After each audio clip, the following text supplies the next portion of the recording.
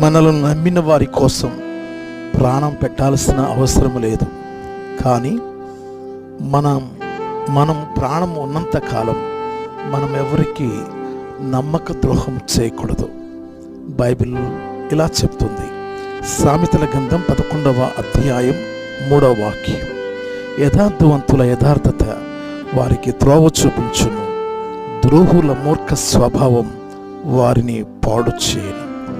ప్రియులారా, ఇస్కరియోతు యూదా శిష్యుడై ఉండి గురువు గారికి ద్రోహం తలపెట్టాడు.